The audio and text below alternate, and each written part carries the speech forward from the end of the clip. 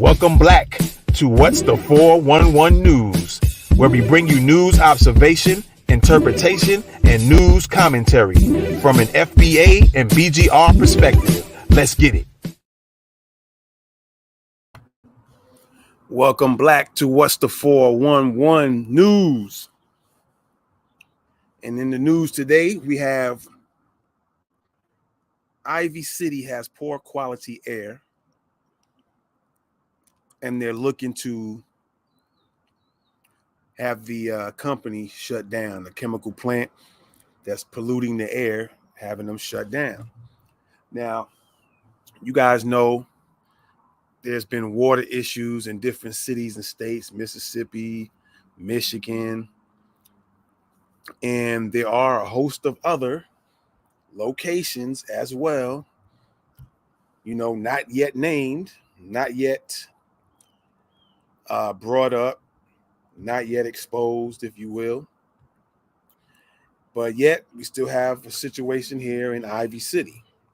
All right. And that simply now went from water to poor air. All right. So I'm sure there's plenty of cities that's in similar situations. And it always seems to be, or most of the time, can't say always, but most of the time, it appears to be in more Black populated areas, locations. And this is no different, man. So let's take a look and see what's really going on with this situation here. All right. Let's take a look and see. So they need to go. Ivy City neighbors demand chemical plant shut down. The small brick building on the corner of Capitol Avenue and Furwick Street Northeast is easy to miss. Surrounded by residential homes in Ivy City, the innocuous looking facility has housed chemical manufacturing company National Engineering Products. That's what they're called, National Engineering Products, NEP. All right, that's NEP, National Engineering Products, since the 1940s. All right. Now, Ivy City residents and environmental justice activists are demanding the chemical plant shut down over air quality concerns. Dozens of neighbors and allies gathered Wednesday for a march through the neighborhood and a rally in front of the NEP building, which is the National Engineering Products Incorporated building. Y'all jot that name down and start doing some research on that company. All right. Start doing some money research on it. Find out what's going on with the money with that company. All right. So let's continue. All right. I don't want it here anymore. I can't sit on my porch, said Ann Willis, an Ivy City resident who has lived down the street for decades, at the rally. They need to go. And if I have to come up here every day, then I'll stand and I'll talk and I'll say what I say. They need to go. Local advocacy group Empower DC, and global nonprofit, looks like Namati, coordinated the protest event, which attracted nearly 40 attendees to the rally and a neighborhood cookout that followed it. The protesters also signed an oversized greeting card addressed to NEP's president, Gail Peterson, telling her to do well soon. The crowd included many longtime residents of Ivy City, a historically Black neighborhood in Ward 5, alongside several youth organizers working with Empower DC through the city's summer youth employment program. All right. It's kind of sickening to me because it's unfair that the NEP is diminishing our neighborhood and our community, poisoning our bodies. just to make a profit. And this is coming from 17-year-old Makee Brooks, one of the SYEP participants and a 5-year resident of Ivy City. NEP makes sealants and insulating materials for military purposes, and the facility uses several chemicals on the U.S. Environmental Protection Agency's hazardous air pollutants list. I'm going to read that one again. All right. NEP makes sealants and insulating materials for military purposes, and the facility uses several chemicals on the U.S. Environmental Protection Agency's hazardous air pollutants list. All right. A study conducted by the DC Department of Energy and Environment last summer detected 3 of them: formaldehyde, it's like acetonitride,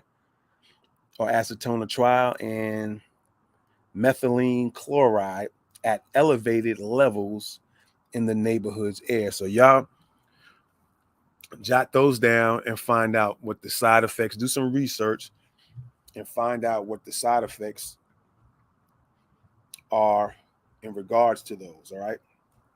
Find out what the side effects are to those.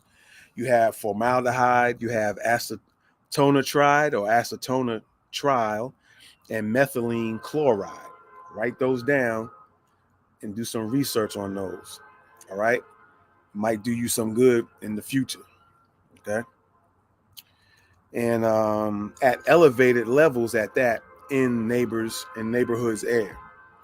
All right. Research has linked all 3 to short or long-term health impacts, including nervous system issues, and increased risk for certain cancers.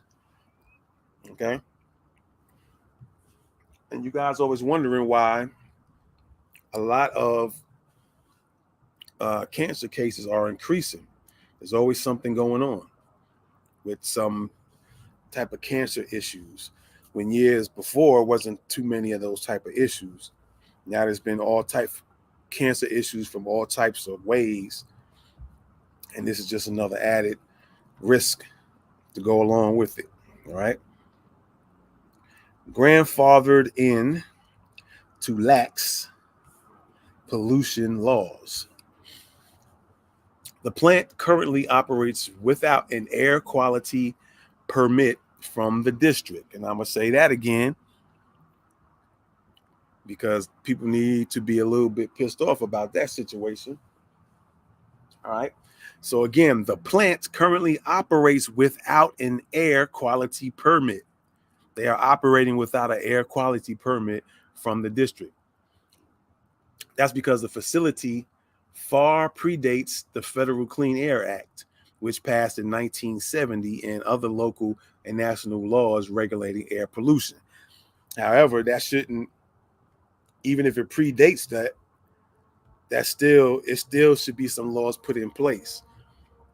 You know, just because it happened before the Federal Clean Air Act doesn't mean there still should be some type of rulings on it now. It's hurting people. It's that simple. It's that simple. All right. One of our air scientists that works with us was out here doing some testing, and then the company sent us an email with a photo of her asking, did she have a permit? That's interesting. Barissa Norozi, Empower DC's executive director, shared during the rally. The irony is that NEP has been operating without air pollution permits for decades, but they have the nerve to ask us if we have a permit when we are trying to identify the toxins that they're spewing in the air. Isn't that crazy, man?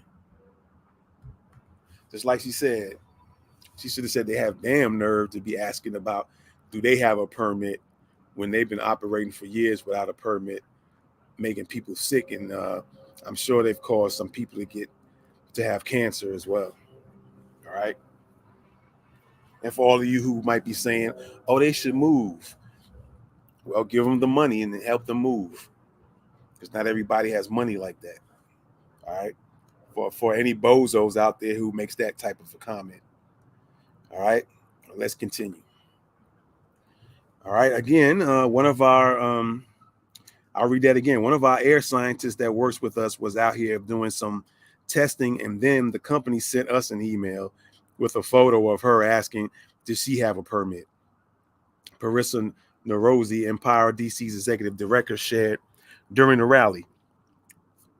The irony is that NEP has been operating without air pollution permits for decades, but they have the nerve to ask us if we have a permit when we're trying to identify the toxins that they're spewing in our air.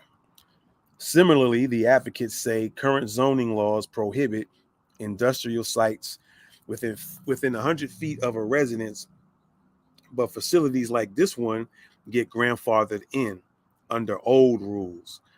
Right now, the facility shares a wall with a house where homeowner Sean Scott is raising her young children. That's crazy, man. When she bought the house, purchasing it as part of one of the district's affordable housing programs, Scott said no one informed her about the chemical plant next door. That's crazy, man. Among her 6 kids, one has severe asthma issues that Scott said worsen when he's at home, and those who slept in the room closest to a vent have all experienced learning disabilities, she said. My kids complain about headaches. My sons have to miss days of school when their migraines are too bad, Scott says in a short documentary about Ivy City, which Namadi produced last year. As a mother, I'm very angry because I just feel like sometimes did I make the right decision by moving around here? Scott, a 16-year Ivy City resident, says in the film, I thought I was pulling my kids in a better environment, but really I put them in harm. The documentary featured in this year's DC Environmental Film Festival followed Ivy City's ANC commissioner, Sabrina Rhodes, who serves as a community organizer with Empower DC Roads, said that finding out NEP lacked an air pollution permit a couple of years ago spurred her and others to begin the campaign to shut down the facility. In an email statement, an unnamed representative from the company said that NEP is currently working with the DOEE on getting an air pollution permit from the city. NEP is in full compliance with all DC regulations, the email read. It was recently brought to our attention that in addition to our EPA ID number and other DC licenses, that an air permit is required. As soon as we became aware of this, we began our work with both the DOEE and the regional EPA. Testing. After the neighborhood began organizing, DOEE conducted its study of pollutants around the facility in the summer of 2022. The results which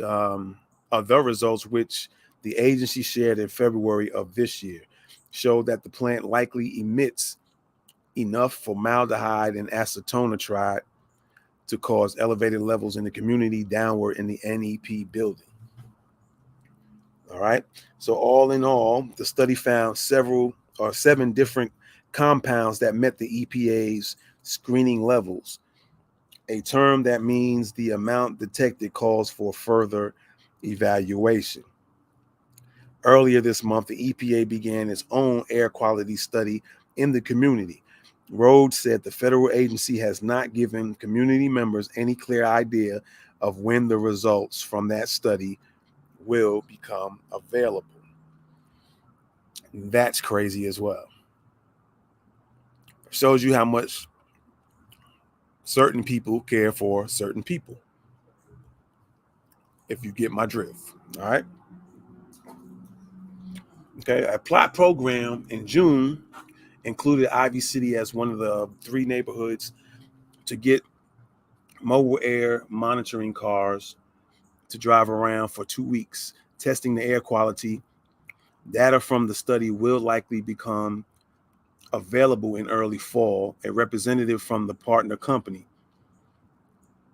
looks like her name is Aklima, said.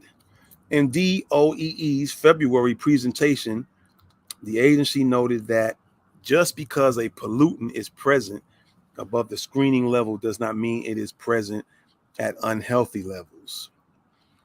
Now, I want y'all to listen to the language and the BS that these people put out. All right. The agency noted that just because a pollutant is present above the screening levels, is above the screening levels, right?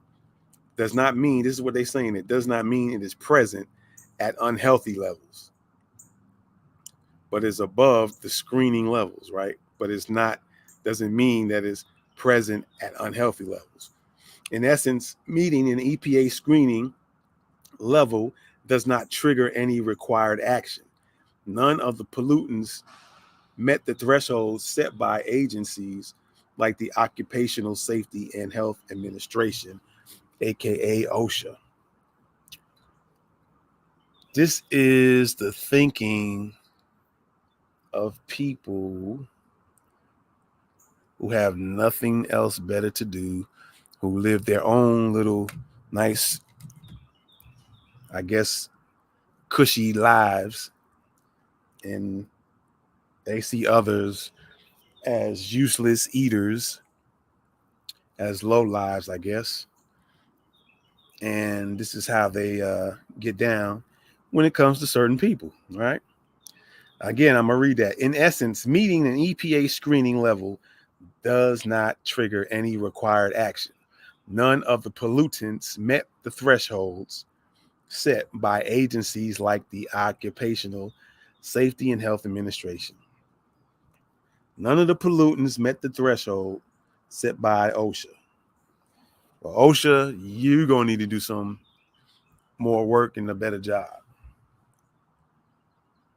But soon they'll be saying you guys can't sue if more people become sick and develop life-threatening issues, diseases. You're just going to be another disposable person. All right. But the odor from the chemicals, which comes in part from cresol, which smells like tar, is undeniable. Cresol, spelled Cresol, or cresol, might be pronounced that way, which smells like tar, is undeniable. During the march leading up the rally, a burning rubber scent came through the neighborhood. NEP is not fair. They put poison in the air. The marchers chanted at one point. So that's the chant they were saying. NEP is not fair. They put poison in the air. As the odor started to get stronger along Capitol Avenue, one man in the group shouted back, "And I can smell it everywhere." Environmental justice in Ivy City is not just about one polluter. DOE's tests from last year also detected some chemicals, including benzene, which is linked to cancer risk, above screening levels upwind of the facility rather than downwind. That indicates that the community may face other additional air pollution hazards, a fact that wouldn't surprise residents. All right. Ward 5 is saturated with industrial pollutants. Rhodes, the ANC commissioner, said, "We have the highest concentration of industrial land in the district. We have a lot of businesses that are contributing to poor air quality. Empower DC has organized for years around the site of the historic Cromwell School in Ivy City, where the city has recently agreed to build a community center with green space included. The nonprofit sued the district in 2013, successfully stopping the city from operating a bus depot at the site. All right. The neighborhood already sees high levels of vehicle traffic and the air pollution that comes with it from New York Avenue. Adding more green space and trees and preventing more polluters has become a key goal for neighborhood advocates. The block where NEP operates, for example, has tree cover on only 17% of its land, while the average across all of Ward 5 is 29%. According to a Casey Trees report, more trees can help provide relief from both air pollution and excessive heat. We're actually up to 10 degrees hotter than the rest of the communities in DC, explained Empower DC organizer Andrea Chapman. That's the heat island effect because there's not enough grass and trees around. All right. Empower DC plans to keep the momentum from Wednesday's rally going with a community cleanup event on August 5th. Speakers throughout the protest emphasized that they had no plans to quit until the plant shut down completely. Brenda Ingram, a proud member of Empower DC and a resident who has lived in Ivy City for more than 50 years, said her recent cancer diagnosis would not stop her from continuing to organize alongside her neighbors. One thing I'll say about Empower DC, they don't play, Ingram said. Miss Brenda Ingram said. All right. So there you go, ladies and gentlemen. Yet another issue going on in another city. And instead of it being water, it is now air this time. All right. And it's in Washington, D.C. All right. So you guys let me know what you think, man. And you guys share this out for the residents in Ivy City so that they can get something done about the poor quality of air in that particular town and county in Washington, D.C. All right. So you guys let me know what you think, man. And yeah, share out this video and let people know what's going on. All right. We appreciate y'all once again. Be sure to check us out on all different platforms: YouTube, Facebook, Twitter, Twitch. Well, Twitter now called X, to my understanding. And of course, Spotify and any other platforms that will become available for us to go live all at the same time. We'll be letting you know when those come up. All right. With this being said, I appreciate y'all, man. And we're going to get out of here. This is What's the 411 News. And I'm gone. Peace. Welcome back to What's the 411 News, where we bring you news observation, interpretation, and news commentary from an FBA and BGR perspective. Let's get it.